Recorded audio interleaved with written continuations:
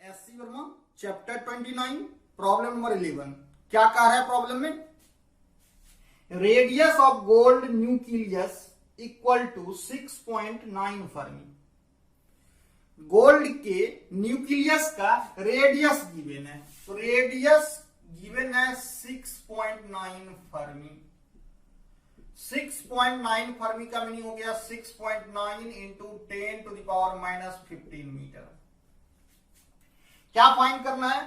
Find force of repulsion between protons situated at largest separation. हमें proton के बीच force find करना है, रिपल्सिव फोर्स फाइंड करना है, और ये प्रोटॉन लार्जेस्ट सेपरेशन पे है। मान लेते हैं एक प्रोटॉन ये है और एक प्रोटॉन ये है, और चार्ज क्या होगा प्रोटॉन पे? 1.6 into 10 to the power minus 19 coulomb. 1.6 into 10 to the power minus 19 coulomb. और इसके बीच का लार्जेस्ट सेपरेशन क्या होगा? तो लार्जेस्ट सेपरेशन, अगर मान ले ये न्यूक्लियस है, ये रेडियस है, तो लार्जेस्ट सेपरेशन कब हमें मिलेगा? जब दो प्रोटॉन डायमीटर के एंड पे हो, एक प्रोटॉन यहां पे और दूसरा प्रोटॉन यहां पे, तो इस केस में डिस्टेंस लार्जेस्ट मिलेगा। तो इन दो प्रोटॉन के बीच का लार्जेस्ट सेपरेशन क्या होगा? ये हो जाएगा रेडियस का डबल, यानी 2 into 6.9 into 10 to the power minus 15 metre. अब हमें रिपल्सिव फोर्स फाइंड करना है, तो क्या लिखेंगे? F equal to K Q1 Q2 by R square. K का value 9 into 10 to the power 9, और Q1 का value 1.6 into 10 to the power minus 19, 1.6 into 10 to the power minus 19, और ये हो गया 2 into 6.9 into 10 to the power minus 15 इसका square. अब इसको सॉल्व करना है। ये 9 into 1.6 into 1.6, 1.6 into 1.6 2.56 divided by, ये हो जाएगा 2 का square 4 into 6.9 into 6.9 into 10 to the power, ये 9 और माइनस 19 माइनस 38, और ये 10 टू द पावर माइनस 15 इसका स्क्वायर, और ये ऊपर जाएगा तो प्लस में क्या होगा? प्लस में ये हो जाएगा 30। अब इसको सॉल्व करना है। कैसे सॉल्व होगा? 3 से अगर इसको कैंसिल करें तो ये हो जाएगा 2.3, फिर ये 3 से 2.3, तो ये क्या मिल गया? ये मिल गया 4 से ये भी कैंसिल हो सकता है, ये हो जाएगा 0.64। अब ये हो गया 0.64 डिवाइडेड बाय 2.3 इंटू 2.3, ये हो जाएगा 5.29 इंटू 10 टू द पावर 30, और ये 9, 39 माइनस 39, ये हो जाएगा 1। अब 10 का मल्टीप्लाई 0.64 से कर दें, तो ये हो जाएगा 6.4 डिवाइडेड बाय 5.29। तो ये वैल्यू 1 से ग्रेटर होगा, और जब सॉल्व करेंगे तो ये आएगा 1.2 न्यूटन। तो रिपल्सिव फोर्स हमें क्या मिला? 1.2 न्यूटन। सेकेंड पार्ट में कह रहा है why do these protons not fly apart under this repulsion? इस रिपल्सिव फोर्स के कारण इलेक्ट्रॉन, इस रिपल्सिव फोर्स के कारण न्यूक्लियस के अंदर प्रोटॉन फ्लाई अपार्ट क्यों नहीं करता है, यानी दूर क्यों नहीं भागता है? तो इसका रीजन क्या है? इसका रीजन ये है, प्रोटॉन, जो प्रोटॉन न्यूक्लियस के अंदर है, उस प्रोटॉन के बीच, एक दूसरे प्रोटॉन के बीच लगने वाला इलेक्ट्रोस्टैटिक रिपल्सिव फोर्स के अलावे न्यूक्लियर फोर्स लगता है। ये न्यूक्लियर फोर्स का नेचर अट्रैक्टिव होता है और ये अट्रैक्टिव फोर्स रिपल्सिव फोर्स को ओवरकम करता है, या हम ये कह सकते हैं या न्यूक्लियस के अंदर प्रोटॉन्स के बीच लगने वाला न्यूक्लियर फोर्स न्यूक्लियॉन्स को बाइंड करके रखता है, और इसी न्यूक्लियर फोर्स के कारण प्रोटॉन एक दूसरे से सेपरेट नहीं करता है, यानी दूर नहीं भागता है। SC Verma chapter 29 problem number 12 क्या कह रहा है प्रॉब्लम में? प्रॉब्लम में कह रहा है दो स्फीयर है और दोनों ही स्फीयर न्यूट्रल है। न्यूट्रल मींस कोई चार्ज नहीं है। अब दोनों स्फीयर को एक दूसरे से रब करते हैं। जब रब करेंगे तो क्या होगा? इलेक्ट्रॉन का ट्रांसफर होगा। एक स्फीयर से दूसरे स्फीयर पे इलेक्ट्रॉन का ट्रांसफर होगा, और इलेक्ट्रॉन के ट्रांसफर होने से क्या होगा? एक पे पॉजिटिव चार्ज आएगा और एक पे निगेटिव चार्ज आएगा। जैसे मान ले ये दो स्फीयर है, जब हम इसको रब करेंगे तो मान लेते हैं इस स्फीयर से इलेक्ट्रॉन का ट्रांसफर इसमें हो गया, तो मान लेते हैं ये स्फीयर ए है और ये स्फीयर बी है। ए से इलेक्ट्रॉन का ट्रांसफर बी पे हो गया, तो बी पे नेगेटिव चार्ज हो जाएगा और ए पे पॉजिटिव चार्ज हो जाएगा।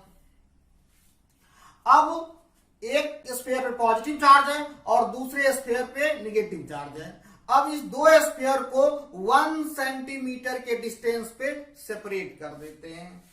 तो हमने ए को और बी को, ए पे पॉजिटिव चार्ज है और बी पे नेगेटिव चार्ज है, इसको हमने सेपरेट कर दिया और सेपरेशन कितना है? 1 सेंटीमीटर। 1 centimetre means 10⁻⁻² metre. अब इन दोनों के बीच लगने वाला अट्रैक्टिव फोर्स का वैल्यू गिवन है 0.1 न्यूटन। तो प्रॉब्लम में पूछा जा रहा है number of electrons transfer from one sphere to other. कितने इलेक्ट्रॉन का ट्रांसफर एक स्फीयर से दूसरे स्फीयर पे हुआ? मान लेते हैं n इलेक्ट्रॉन का ट्रांसफर हुआ। n इलेक्ट्रॉन का ट्रांसफर होने से a पे मान लेते हैं +q चार्ज आ गया और b पे -q चार्ज आ गया। इलेक्ट्रॉन का ट्रांसफर, नंबर ऑफ इलेक्ट्रॉन, कितना इलेक्ट्रॉन ट्रांसफर हुआ है? n। तो q इक्वल टू क्या लिख सकते हैं? ne। और इन दोनों के बीच अट्रैक्टिव फोर्स क्या है? F equal to 0.1 newton. तो हमें n फाइंड करना है। F का फॉर्मूला क्या होगा? F इक्वल टू होगा K Q1 Q2 by R²। अब लिख सकते हैं यहां पे F equal to K Q1 और Q2। जब हम फोर्स का मैग्नीट्यूड लेंगे तो हमें Q1 और Q2 का साइन कंसीडर नहीं करना है। तो Q1 का वैल्यू भी Q रखेंगे और Q2 का वैल्यू भी Q रखेंगे, और ये अपॉन R²। और यहां से क्या हो जाएगा? F into R² equal to K into Q²। और Q का वैल्यू हमें मिलेगा F R² अपॉन K, इसका रूट। ये हमें मिला F by K, root under F by K into R। और इस Q का वैल्यू अगर रख दें Ne, तो Ne इक्वल टू मिलेगा root under F by K into R। और N का वैल्यू हमें मिल गया यहां से root under F by K into R by E। और इस E का वैल्यू क्या होगा? 1.6 इंटू 10⁻⁻19 कूलम। F के R और E का वैल्यू रखेंगे तो हमें यहां से N का वैल्यू मिलेगा। इसके लिए क्या करें? N इक्वल टू क्या है? Root under F by K R by E। Value रख दें। F का वैल्यू कितना है? F का वैल्यू है 0.1 और K का वैल्यू 9 इंटू 10⁻⁹। R गिवन है 1 सेंटीमीटर। 1 centimetre means 10⁻⁻²। और E का वैल्यू है 1.6 इंटू 10⁻⁻19।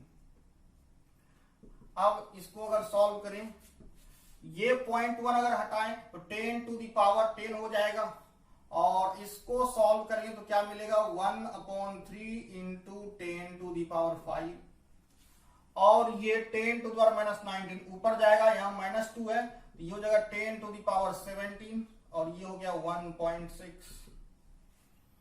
अब ये 10 टू द पावर 17 और यहाँ पे है 10 टू द पावर 5, अब 10 टू द पावर 5 को ऊपर ले जाएं तो ये हो जाएगा 10 to the power 12 divided by 3 into 1.6, ये होगा 4.8, और इसको लिख सकते हैं 10 into 10 to the power 11 upon 4.8। 4 point को अप्रॉक्स अगर 5 मान लें तो 10 अपॉन 4.8, इसको अप्रॉक्स 2 लिख सकते हैं, तो ये वैल्यू मिलेगा 2 into 10 to the power 11, 2 into 10 to the power 11। तो number of electron transfer from one sphere to other, ये क्या होगा, ये होगा 2 into 10 to the power 11। SC Verma chapter 29 problem number 13 क्या कर रहा है प्रॉब्लम में कह रहा है NaCl molecules bound due to electrostatic force between sodium ion and chlorine ion। क्या कह रहा है सोडियम क्लोराइड मॉलिक्यूल ये बाउंडेड होता है due to electrostatic force between sodium ion and chlorine ion. ये सोडियम आयन और क्लोरीन आयन कैसे बनेगा, सोडियम एटम से एक इलेक्ट्रॉन का ट्रांसफर क्लोरीन एटम में होगा तो सोडियम प्लस बनेगा और Cl माइनस बनेगा, और ये सोडियम आयन और क्लोरीन आयन ये इन दोनों के बीच का सेपरेशन गिवन है 2.75 into 10 to the power -8 centimetre. हमें इन दोनों के बीच लगने वाला अट्रैक्टिव फोर्स फाइंड करना है। ये हमने मान लिया सोडियम आयन और ये हमने मान लिया क्लोरीन आयन।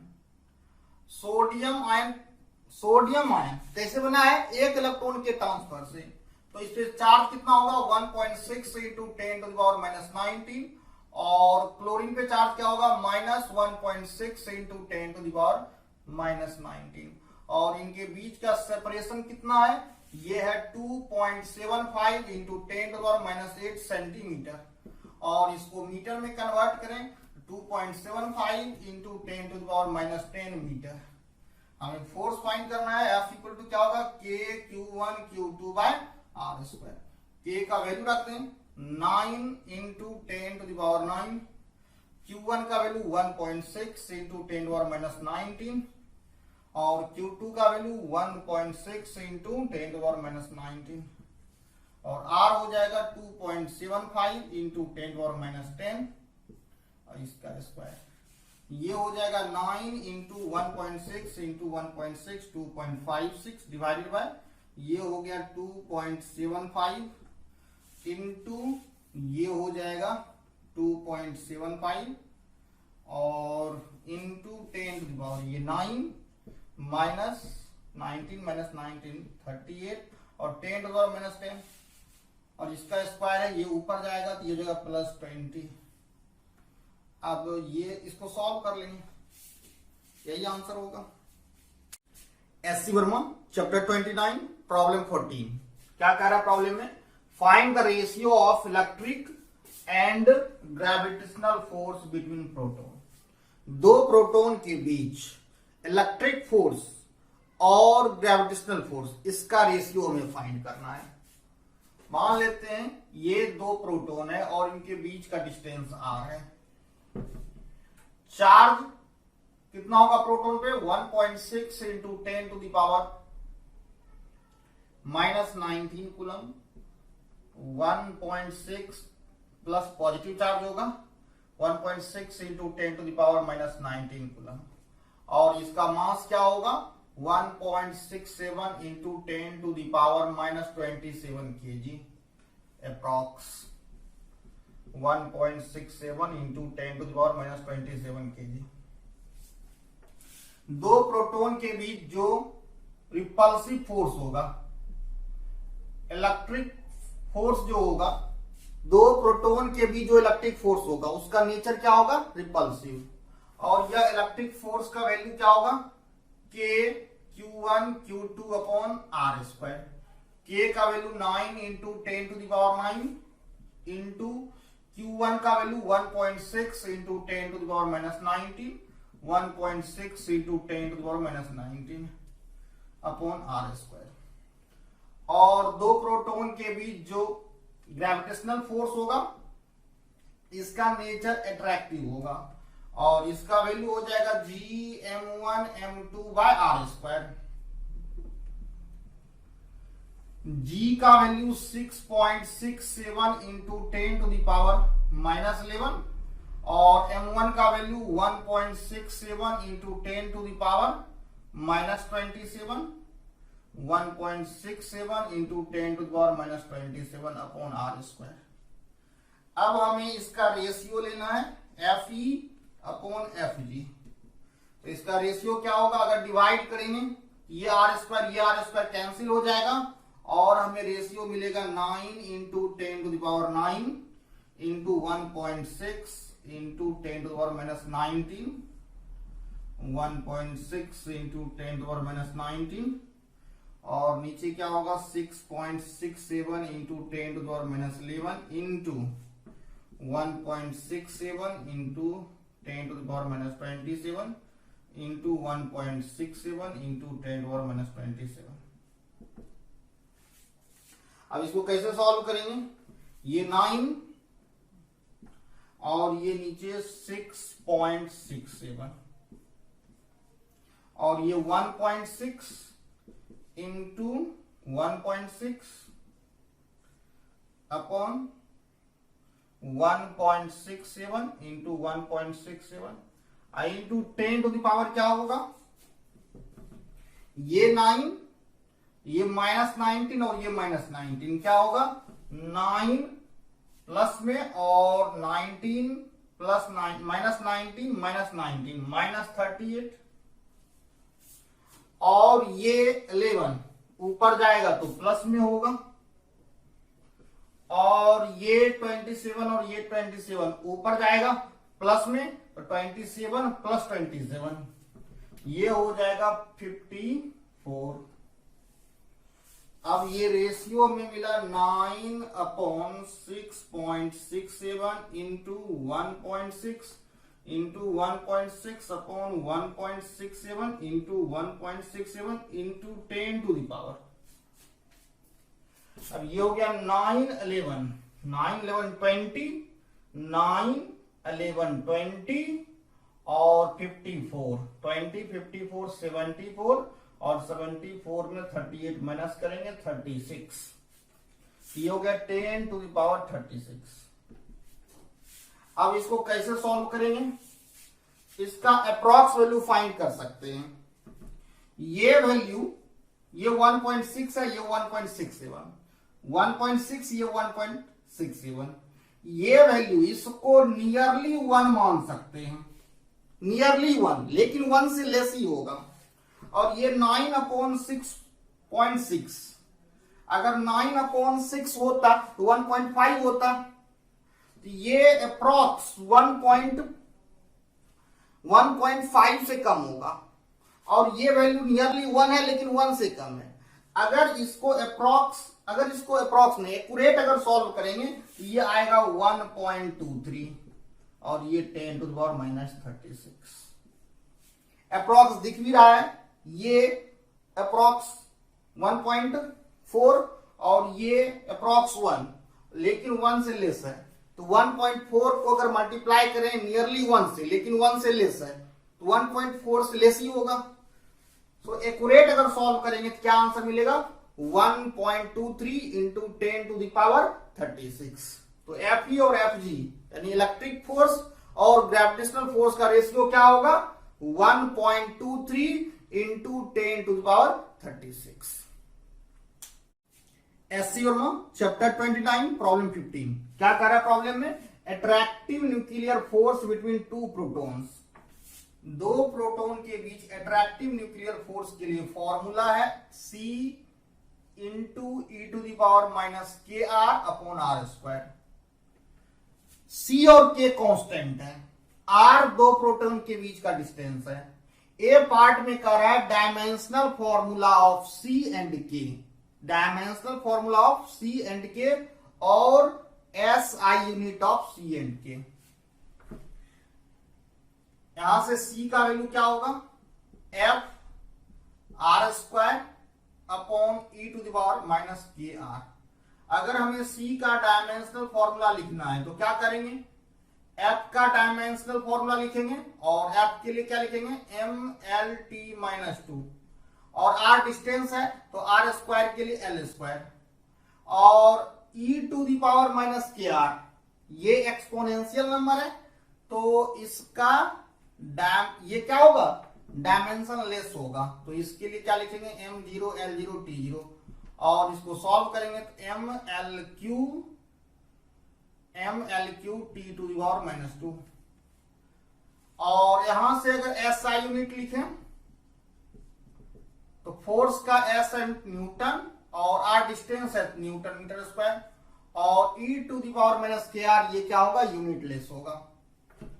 अब e to the power minus के आर ये डायमेंशन लेस होता है तो क्या लिखेंगे, M0 L0 T0 और इसका जो ये K R exponential number e to the power minus के आर में के आर क्या कहलाता है, आर्गुमेंट कहलाता है और ये आर्गुमेंट के आर भी क्या होगा, डायमेंशन लेस होगा। तो के का डायमेंशन इंटू आर का डायमेंशन, आर का डायमेंशन क्या होगा एल, ये हो गया M0 L0 T0 और यहां से के का डायमेंशन क्या मिला L माइनस 1 और SI यूनिट क्या होगा, ये L माइनस 1 आया है, L मीन्स लेंथ, लेंथ के लिए मीटर, ये हो जाएगा मीटर इनवर्स। तो ए पार्ट में डायमेंशनल फॉर्मूला और SI यूनिट फाइंड करना था। अब बी पार्ट में क्या कर रहा है, बी पार्ट में कह रहा है अगर K का वैल्यू, इसमें K का वैल्यू गिवन है 1 फर्मी इनवर्स और कह रहा है repulsive force between two protons, दो प्रोटॉन के बीच repulsive force, electric repulsive force, ये जस्ट बैलेंस्ड हो रहा है, just balanced by attractive force, attractive nuclear force, just balance by attractive nuclear force. और कब बैलेंस हो रहा है, व्हेन सेपरेशन इज 5 फर्मी, जब सेपरेशन कितना है, दो प्रोटॉन के बीच 5 फर्मी। तो उस केस में हमें C का वैल्यू फाइंड करना है। तो बी पार्ट के लिए क्या करें, अट्रैक्टिव न्यूक्लियर फोर्स और रिपल्सिव फोर्स को बैलेंस कर दें। तो ये प्रोटॉन है और ये प्रोटॉन और एक ये प्रोटॉन, प्रोटॉन में चार्ज क्या होगा 1.6 into 10 to power minus 19, 1.6 into 10 to power minus 19 और बीच का सेपरेशन R इक्वल टू क्या गिवन है 5 फर्मी। तो इसके बीच लगने वाला रिपल्सिव फोर्स और इनके बीच लगने वाला अट्रैक्टिव न्यूक्लियर फोर्स ये क्या कर दें, इक्वल कर दें। तो FR के लिए क्या लिखेंगे, K Q1 Q2 by R square और इस अट्रैक्टिव न्यूक्लियर फोर्स के लिए क्या लिखें, C e to the power minus K R upon R square. K का value 9 into 10 to power 9, Q1 और Q2 का वैल्यू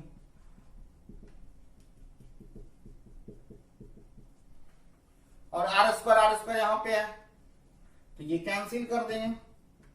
C का वैल्यू में फाइंड करना है, K का वैल्यू माइनस K का वैल्यू 1 फर्मी इनवर्स और R का वैल्यू क्या गिवन है 5 फर्मी। ये फर्मी इनवर्स और ये फर्मी कैंसिल और ये यहां पे R स्क्वायर, ये R स्क्वायर कैंसिल। ये हो गया 9 into 10 to 9 into 1.6 into 1.6 2.56 into 10 to the power, ये 9 minus 19 19, 9 minus 38, 9 minus 38 minus 29 equal to C into e to the power minus 5 और यहां से C का वैल्यू में क्या मिलेगा, ये वैल्यू मिलेगा 9 इंटू 2.56 इंटू 10⁻⁻29 अपॉन e⁻⁵। तो c का ये वैल्यू होगा। अगर इसे हमें कैलकुलेट करना है तो e⁻⁵ का वैल्यू रखना पड़ेगा। ये हो गया 9 इंटू 2.56 इंटू 10⁻⁻29 और e⁻⁵ वैल्यू रख दें 6.7 इंटू 10⁻⁻3। अब ये हो गया 9 इंटू 2.56 डिवाइडेड बाय 6.7 इंटू 10⁻⁻29 और ये -3, ये जगह -26। अब इसको सॉल्व करेंगे तो ये 3.4 के अप्रॉक्स आएगा।